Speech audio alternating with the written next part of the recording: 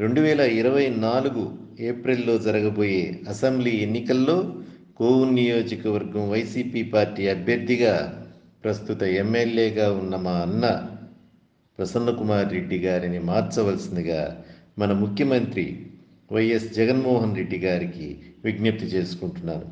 ఎందుకంటే కొన్ని సంవత్సరాలుగా కోవూరు నియోజకవర్గంలోని వైఎస్ఆర్సీపీ పార్టీ నాయకుల పట్ల, కార్యకర్తల పట్ల ప్రసన్నన్న వ్యవహార శైలిలో చాలా మార్పులు కనిపిస్తున్నాయని నా అభిప్రాయం. 2019 ఎన్నికల్లో వైఎస్ఆర్సీపీ పార్టీని తమ భుజ స్కంధాలపై మోసిన స్థానిక నాయకులను, కార్యకర్తలను ప్రసన్నన్న దూరం అనేది జగద్విదితం. దీంట్లో సందేహమే లేదు. వైఎస్ఆర్సీపీ పార్టీ అధికారంలోకి వచ్చిందనే సంతోషమే కానీ గత 5 సంవత్సరాలుగా వారికి ఎలాంటి ప్రాధాన్యం, గుర్తింపు లేకుండా పోయాయని చెప్పి నేను మీకు తెలియజేసుకుంటున్నాను.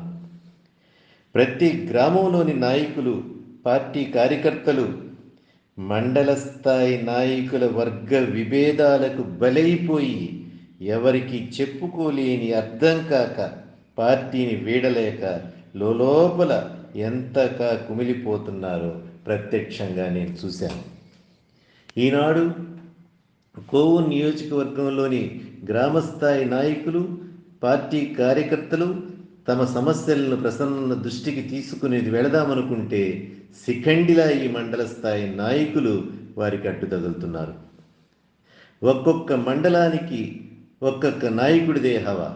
2 లేక 3 మండల స్థాయి నాయకులు ఉన్నప్పుడు వారి మధ్య ఉన్న వర్గ విభేదాల వలన మనం ఏ పార్టీలో ఉన్నామో కూడా తెలియని అయోమయ స్థితిలో గ్రామస్థాయి నాయకులు, కార్యకర్తలు మానసికంగా కృంగిపోతున్నారని మీకు తెలియజేసుకుంటున్నాను. ప్రసన్నన్న చేసిన మొదటి తప్పు ఒక్కొక్క మండలాన్ని ఒక్కొక్క నాయకుడికి అప్పగించడం. ఆ మండలం మొత్తం ఆ నాయకుడిదే హవా.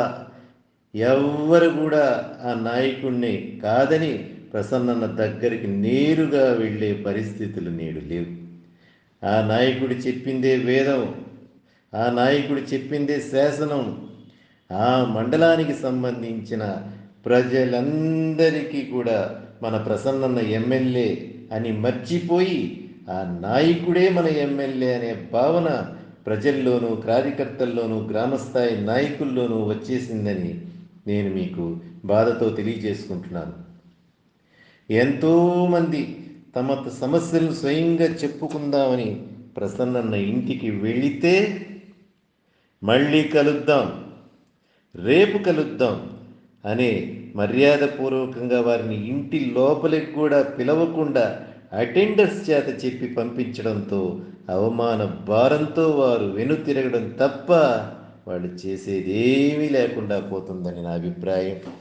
ఇక నియోజకవర్గంలో ఆ 4-5 నాయకులే కాకుండా రాజకీయాలకు సంబంధం లేని మరొక కనిపించని శక్తి వెంకటరమణయ్య అలియాస్ వెంకటరమణారెడ్డి.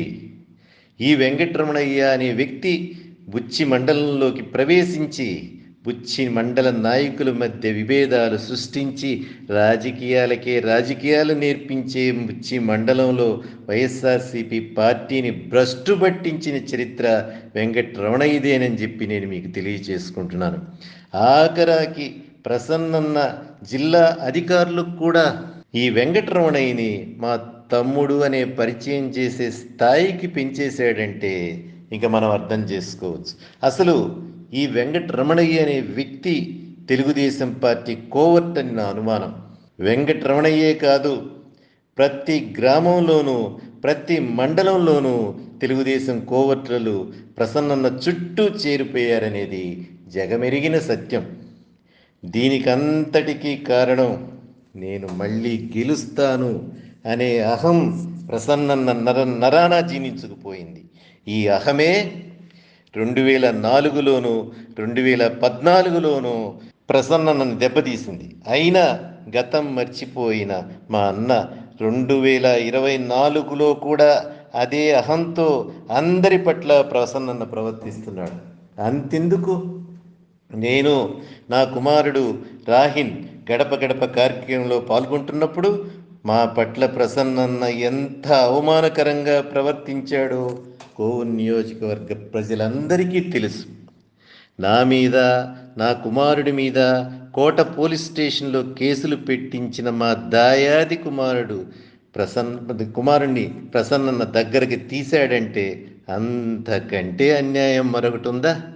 దీనికి కూడా కారణం ప్రసన్నన్న ఆర్థిక లావాదేవీలన్నీ నడిపే వెంకటరమణయ్యే. దీనికి పరాకాష్ట 8 నెలల క్రితం కొడవలూరు గ్రామంలో జరిగిన ప్రెస్ మీట్లో నా రక్త సంబంధీకులైన నా తమ్ముళ్ళు, నా అక్కల కంటే కోవూరు నియోజకవర్గం ప్రజలు, కార్యకర్తలు, నాయకులు నాకు ముఖ్యం. నా తమ్ముళ్ళు, అక్కలు చివరి స్థానంలో ఉంటారని ప్రసన్నన్న చెప్పాడంటే తోడబుట్టిన మా మీద అంత విషం ఎందుకు కక్కాడో, అంత పాపం మేమేం చేశామో నాకు ఇప్పటికీ అర్థం కాదు. ఆ సందర్భంగా నా బాధను రాజుపాళెం చలపతి గారితో ఫోన్లో పంచుకున్న వాయిస్ రికార్డు ఒకటి నా దగ్గర ఉంది. అది కూడా ఈ గ్రూప్లో పెడుతున్నాను. దయచేసి అందరూ శ్రద్ధగా వినండి. ఇక చివరిగా మొదట నేను చెప్పినట్లు 90% నాయకులు, కార్యకర్తలు పైకి తిరుగుతున్నారే కానీ ప్రసన్న పట్ల ఎవరూ సంతోషంగా లేరు. 30 ఏళ్ళుగా చూస్తున్న ముఖం కావడంతో ప్రజలు కూడా ఎప్పుడు ఇదేనైనా మార్చి చూద్దాం అనే అభిప్రాయానికి వచ్చేశారని చెప్పి నాకు అనిపిస్తుంది.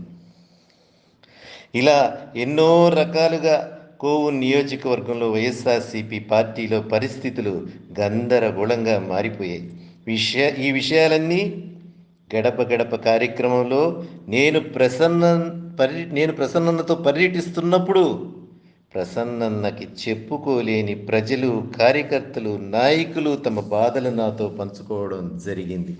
నేను కోవూరు నియోజకవర్గంలో పరిశీలించిన దాన్ని బట్టి 2014లో లాగే ప్రసన్నన్నకి 2024లో కూడా వ్యతిరేక గాలి వీస్తుంది.